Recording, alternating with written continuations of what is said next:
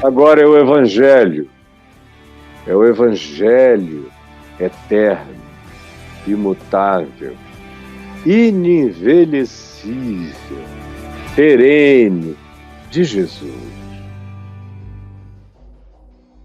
E o Braulio vai colocar para vocês imediatamente o nosso texto de hoje em João, no capítulo 6, do verso 60 ao verso 68.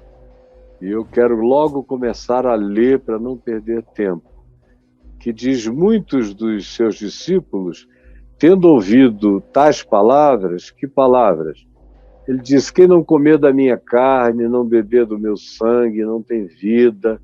Vocês têm que me absorver, têm que comer a carne do Filho do Homem, têm que beber o sangue. Quem comer a minha carne e beber o meu sangue tem vida eterna, e eu o ressuscitarei no último dia. Mas essa história de comer carne, beber sangue, antropofagia, para eles que eram tão toscos, tão sem sutileza, tão sem metaforicidade, tão sem simbolismos, tão não semióticos, pessoas que só entendiam letras gravadas em pedras, com cisel, mas não perderam a sensibilidade mental, psicológica, espiritual. Foi gente que, se entregando ao fanatismo religioso, foi perdendo a capacidade cognitiva. Fanatismo mata a cognitividade. Fanatismo mata a criatividade. Fanatismo destrói a sensibilidade. Fanatismo não admite sutilezas. Fanatismo não aceita compreender sem 1 milhão de repetições literais. É assim que a gente fala e ninguém entende. Até porque eles não conseguem entender nada que não seja aquilo que eles adotaram na lavagem cerebral a qual foram submetidos, as coisas que eles adotaram como dogmas e que eles odeiam, brigam, se indispõem, se dividem, se separam, vão embora ou perseguem quando alguém não pensa como eles. Gente assim ficou pedrada. Gente assim perdeu o nervo das sensibilidades espirituais, psicológicas e humanas. Então Jesus está dizendo isso e eles estão pensando que é um convite, que Jesus iria cortar dedo, mão, perna, pedaços, se abrir, dizer: comam a minha carne, ia servir um drink de vampiros, venham chupar o meu sangue. Era óbvio que Jesus estava falando de absorção do que ele ensinava, do que ele encarnava, do que ele dizia todo dia. Todo mundo entendeu, mais ou menos, menos os fanáticos religiosos. E aqui se diz que alguns dos que diziam ter crido nele, mas que ele sabia que era só epiderme, verniz e superficialidade, também foram ficando chocados. Os religiosos olhando para eles, dizendo: é nisso que vocês estão crendo agora? E eles: não tinham nem coragem de pensar. Então, à vista dessas coisas que Jesus disse, eles, ouvindo essas palavras, disseram: duro é esse discurso, quem o pode ouvir? Mas Jesus, sabendo por si mesmo o que eles murmuravam a respeito de suas palavras, interpelou-os, dizendo: isto vos escandaliza? É por isso que eu estou perguntando a você: quais são as coisas de Jesus que mais ou que escandalizam você? Não venha me dizer que Não existem coisas em Jesus que não deixam você escandalizar. Tem gente aqui que se escandaliza menos com os mandamentos de Moisés, que são tão rigorosos quanto as xarias do Alcorão, que decorreram do Alcorão, produzidas no islamismo posterior, violentas, corta a cabeça, corta braço, corta pé, apedreja, deixa os corvos comerem os olhos, bota, expulsa do arraial, não deixa nunca mais entrar, banimentos, ostracismos, exílios. Era um negócio violento para os desobedientes à lei de Moisés. Isso não choca vocês, faz parte até da sua pauta de costumes violentos. Você que diz que a Bíblia é a palavra de Deus, como livro, de capa a capa, e nunca entendeu que a única palavra eterna e perene de Deus é o Evangelho, é Jesus. O resto é passageiro, cai em caducidade, em obsolescência. Mas você é assim. Seu pastor, a maior parte dos seus amigos são assim. Se escandalizam com Jesus, como eu tenho ouvido de vez em quando. Antigamente eu era o herege, e eu me auto-apelidei de herege do óbvio. Aí, como quem vinha aqui só ouvia evangelho, evangelho, evangelho, e foi se convertendo, e aí muita gente começou a crer, a falar, a respeitar como respeitavam antes, a ouvir como ouviam antes, a crer mais profundamente do que jamais creram antes, aí os outros, e ainda que sejam maioria, vão ficando encolhidos, porque fariseu não quer perder povo. Então, se tem povo se bandeando para um lado, eles vão se acalmando para o outro, até que chegam no outro extremo, como agora eu tenho ouvido. Gente dessa mesma linha, que me chamava de herege, dizendo, não, ele prega o evangelho, é uma pena que seja muito radical. Radical. Eu considerado radical. Eu sou radical porque eu sou da raiz. Radical é o que se planta e se aprofunda nas suas raízes. Eu não sou radicalista e nem tenho nenhum radicalismo porque eu não sou nada ismo. Todos os ismos são perversão de alguma coisa.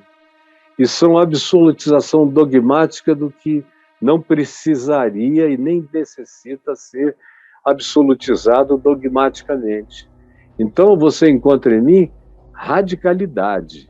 Radicalismo não. O radicalista não aceita as pessoas que eu aceito, não acolhe como eu acolho, não abraça todo mundo que eu abraço, não faz a vida fácil para todo mundo, não ajuda o cara a aprender a andar por si mesmo, conforme a sua consciência cresce com as suas próprias pernas, não. O radicalista corta, arranca, desplanta, joga fora, condena. Mas agora, como eu só prego o evangelho, e os filhos e os netos começaram a se converter, aí eles estão dizendo, mas olha, meu filho é muito radical. Ele quer viver como Jesus. Ele quer que a gente pratique o evangelho. Não dá para praticar o evangelho tanto assim. É como uma vez alguém me disse, a sua pregação é linda, é a verdade do evangelho, mas eu sinto uma saudade da espada do Senhor dos Exércitos, pastor. Sinto saudade das degolas. Sinto saudade daquelas iras que matavam todo mundo. O senhor não vai mais pregar? Eu falei, desculpa, querido, você se disse mais, é porque nunca me ouviu. Mesmo quando eu prego o Velho Testamento, o que sai da minha boca é graça. Não é condenação e nem morte. Eu não vim ao mundo para pregar o ministério da morte, que é o ministério de Moisés, conforme Paulo diz em 1 Coríntios 3. Eu estou aqui para pregar o ministério da vida em Cristo, Jesus, esse evangelho da reconciliação unilateral de Deus com os homens, e convida todo homem para se reconciliar com ele, toda mulher. Então, eu pergunto, no que Jesus escandaliza você? Vá fazendo a sua listinha. Meu Deus, esse mandamento aqui. Tem tanta gente que me diz o que o Caio ensina é verdade, mas é impraticável. E aí eles vão se agarrando nos pedaços da Bíblia que eles acham praticáveis. Quer dizer, pegar uma pedra para jogar no outro é mais fácil do que perdoar. Pegar um facão e mostrar para alguém como uma ameaça é mais fácil do que dizer: vá em paz, meu irmão, eu te perdoo. Não julgar é infinitamente mais difícil do que amaldiçoar até a última geração. Por isso, seguir Moisés é muito mais fácil, é tosco, é primitivo, é das cavernas. Não tem a evolução de Jesus. E eles não querem evoluir. Vocês vejam o atraso da nossa população e dos cristãos da nossa população, que são capazes de escolher gente que quer matar, roubar, destruir, perseguir, banir, para serem os seus representantes, e se fazem representar por essas pessoas que, para os apóstolos, seriam gente que abandonou o evangelho, que negou a fé, que se seguiram no caminho de Caim, que é o caminho do ódio, amaram o prêmio de Balaão, que é o prêmio da ganância, e andaram no caminho de Coré, de Abirão, de Dotã, que é o caminho da inveja, do trabalho genuíno de Deus na vida dos outros. São esses, é mais fácil optar por isso do que viver no caminho de Abel, o caminho do amor, da misericórdia, do perdão, da entrega, o caminho de Jesus. É um choque, é um escândalo. Seja sincero. Aqui ninguém precisa dizer o nome. Eu só quero que você vá escrevendo os mandamentos de Jesus que se tornaram insuportáveis para você, aqueles que você pula. Você pula.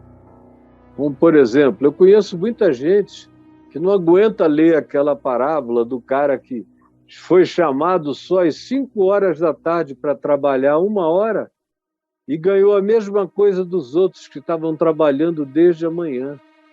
Porque aquilo ali tinha um dono e o dono resolveu fazer do dinheiro dele o que ele queria. Pagou para todo mundo o que prometeu. O único com quem ele acertou um salário foram os que chegaram às 6 horas da manhã. Darei a vocês 1 denário pelo dia de trabalho. Os outros, das 9 horas, meio-dia e 3 da tarde, e 5, ele não prometeu nada, ele só disse: trabalhem, depois eu acerto. E os que foram chamados para a última hora, que não tinham sido chamados nunca, foram. E no final, ele deu para quem chegou primeiro 1 denário e saiu dando o mesmo tanto de dinheiro para todos, até para os últimos. Aí eles se reuniram no sindicato, reclamando. Por quê? O cara disse: olha, vai para casa, eu te dei o que eu te prometi. Você está zangado comigo porque eu sou bom? Porque eu desejei dar o mesmo que eu dei a ti a outros? A quem chegou agora? Eu vejo muita gente que diz: não, para mim aquilo é um absurdo. É gente que foi criada no espírito do sindicalismo ou das justiças demandadas. Tem que ser tudo igual aqui para todo mundo. Mas aqui não é o Estado, não. É um cara numa propriedade privada que tem um dinheiro particular e faz o que quiser do dinheiro dele. E é um exemplo de Deus, que não é, de fato, alguém que esteja submisso às leis de nenhum Estado. Ele é Deus. Ele dá graça a cada um conforme ele quer. E não tem nenhum status religioso que tem o poder de determinar o que ele vai dar para um ou vai dar para outro. Ele é livre para dar. É como na parábola do filho pródigo. Quando o filho que foi, que gastou tudo, voltou arrependido, foi acolhido, o filho que não foi ficou com ódio. Já odiava o irmão, porque o irmão se deu ao direito de liberdades que ele nunca se permitiu, sendo mais velho, e ódio pelo pai, porque agora acolhia e perdoava o fanfarrão que tinha ido para a terra distante pegar todo mundo e voltou mendigo de lá. Ficou com ódio e não quis entrar na festa. Eu encontro muita gente a minha vida inteira dizendo: eu entendo esse cara, porque eu sofro disso também. Eu digo: meu filho, você está identificado com quem está perdendo nessa história. Você não entendeu que isso não é uma opção? Na parábola de Jesus, o cara está se autocondenando, porque quem não perdoa o irmão não vai ser perdoado. A gente é julgado pelo critério com o qual a gente julga. Isso é absoluto. Então me diga, o que é que em Jesus te escandaliza tanto? Para esses caras foi esse negócio de dizer: comam da minha carne e bebam do meu sangue. Chocou todos eles. E Jesus perguntou: isto vos escandaliza? O que é que escandaliza você no Evangelho? Na proposta de Jesus, no mandamento de Jesus? Que será, pois, se vocês me virem o Filho do Homem, subir para o lugar onde primeiro estava? Aí é que vocês vão desmaiar de louco, sem entender nada. Vocês não viram coisa alguma. Agora, entendam o que eu estou dizendo, prestem atenção nas minhas palavras. Aí ele explica: o Espírito é o que vivifica, é o Espírito Santo. E é no nosso espírito que nós somos vivificados, não é carne. Posso comer um boi inteiro e não vou melhorar em nada, só vou piorar e ficar imenso, gordo. Vou botar muita banha e gordura para dentro das minhas artérias e coronárias e para o meu corpo, não vai ser legal para mim. Então Jesus não está propondo comer uma vaca. Não está propondo que você trace um boi, nem que você coma a carne e beba o sangue dele, como alguns idiotadamente imaginaram. Ele disse: o Espírito, é no Espírito da gente que a gente tem que ser alimentado, porque é no Espírito que nós somos vivificados. É o Espírito o que vivifica. A carne, aqui, carne, para nada aproveita. As palavras que eu vos tenho dito, o Evangelho, o ensino, as palavras que eu vos tenho dito, essas sim, são espírito e são vida. Será que eu preciso explicar mais? Que eu não estou convidando para um banquete antropofágico, mas para a absorção da palavra que eu encarno, porque vocês me veem encarnando essa palavra todo dia, vivendo por meio dela. No entanto, eu sei que há descrentes entre vocês, mesmo entre os que dizem que creram, mesmo aqui entre os que se dizem apóstolos, ou que aceitaram esse chamado, entre discípulos em quem a palavra não ganhou compreensão, entendimento, nem profundidade, não lacrou-lhes o coração. Eu sei que há descrentes no meio dos crentes, para todo lado, pois Jesus sabia desde o início, como sabe sempre. Ninguém engana ele com teatralidades religiosas, pois Jesus sempre soube, desde o princípio, quais eram os que não criam e quem havia de o trair. Aquele pessoal que levantava, aplaudia, mas Jesus olhava e dizia: eu sei que não tem fé nenhuma aí. só performance. É tudo para fora, é tudo para os outros, é tudo encenação. Há descrentes, e eu sei quem são. E prosseguiu dizendo: por causa disto é que vos tenho dito que ninguém pode vir a mim se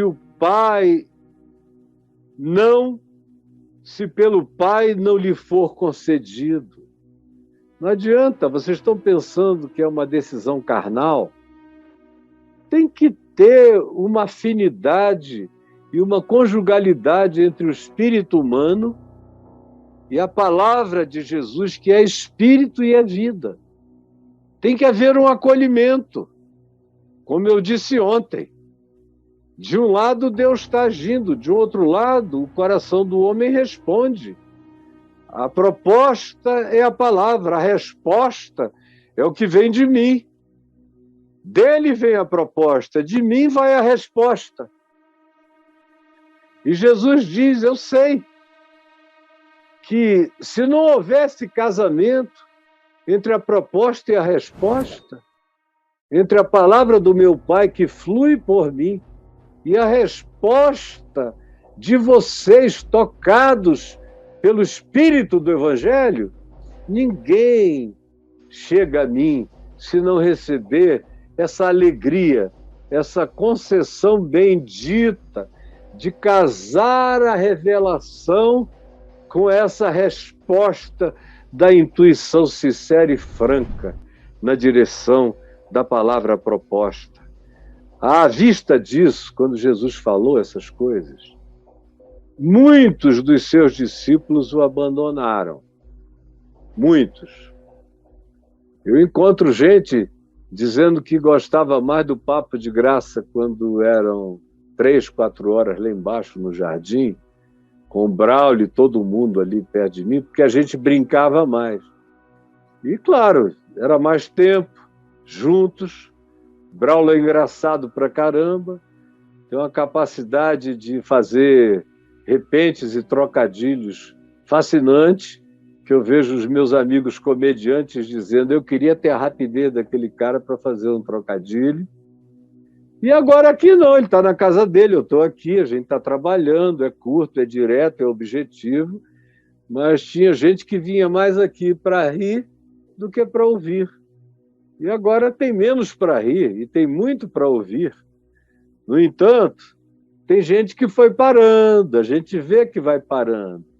Porque se pessoas não parassem, isso aqui estava de um tamanho brutal. Mas é que tem gente que diz: não, eu sou muito desafiado quando eu vou ouvir o Caio. Eu só consigo ouvir o Caio de 15 em 15 dias, uma vez por mês. Se eu for todo dia lá, é desafio demais. Ou eu me converto, porque não dá para ficar ouvindo o Caio sem tomar uma decisão. E eu não estou em condições de decidir nada por enquanto. Então, eu vou de vez em quando bate uma faltazinha aqui no meu coração, ou uma saudade que eu nem consigo explicar. Muitos dos seus discípulos não foram muitos da multidão, foram dos que estavam andando com ele há algum tempo. Deixaram, já não andavam com ele, mudaram de referência, disseram: eu não aguento esse tranco. É profundamente visceral. É visceral demais para mim, eu preciso de uma coisa um pouco mais superficial. Como outro dia alguém me disse que uma garota falou. E ela frequenta uma dessas igrejas que para nós aqui são pura permissão para tudo que é loucura. Aqui só não tem permissão para ficar doido. Mas todo mundo é acolhido. Mas para ela, o meu enfrentamento da loucura, ela chama de radicalidade. E a liberação para a maluquice, ela chama de liberdade. À vista disso, muitos dos seus discípulos o abandonaram e já não andavam com ele. Então perguntou Jesus aos 12: porventura quereis também vós retirar-vos? Que eram aqueles 12 apóstolos. Querem ir também? Porque Jesus, sozinho, é multidão. Agora, com 12 apóstolos vacilantes, ele prefere andar só. Ninguém aqui que quisesse deixá-lo o faria acomodar coisa alguma a nada. Era o que era. Quem quiser, vem. Quem não quiser, pega ou larga de vez. É assim que Jesus fala o tempo todo. Quer, vem. Não quer, não fica brincando de querer, porque se você não vai aguentar o trampo, veja bem se é o que você quer. Então respondeu-lhe Simão Pedro: Senhor, para quem iremos nós? Só tu tens as palavras da vida eterna, e nós temos crido e conhecido, experimentado, provado, comido da realidade de que tu és o Santo de Deus. Mais uma vez, Pedro interveio com uma confissão como aquela de Mateus 16, acerca da qual eu falei terça-feira. Replicou Jesus a Pedro: não vos escolhi eu em número de 12? É verdade, 12. Contudo, um de vós, mesmo aqui nesse grupo pequeno, um de vós é diabo. Até nesse grupo, em todo grupo, tem um diabo que aprendeu tudo, responde, sabe, mas o coração tergiversa. Nunca se plantou no chão daquele humus, com aquela umidade da palavra, com aquela humildade do aprendiz. Nunca aceitou a palavra no cerne do coração. E aí aprende tudo com a cabeça, mas o coração continua longe. E continua até tramando coisas malignas. Por isso ele diz: um de vós é diabo. Referia-se ele a Judas, filho de Simão Iscariotes, porque era quem estava para traí-lo, sendo um dos 12 apóstolos. Eu podia falar dezenas de coisas, mas o tempo hoje está menor do que nunca. Embora a gente vá dar um desconto.